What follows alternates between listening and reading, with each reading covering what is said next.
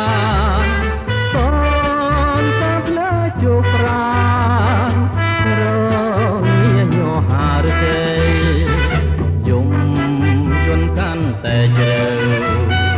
នៅតែមិនឃើញថ្លៃបងចំបាយពេលក្រោយក្រែងពេលថ្លៃបែកចិនយកលើយសូផ្ញើបណ្ដាដាំទៅកែវមិត្តថាខ្ញុំនៅចាំមួយជីវិតមិនប្រែចិនរេដូចចុងស្របងទូទ្រាំរងចាំ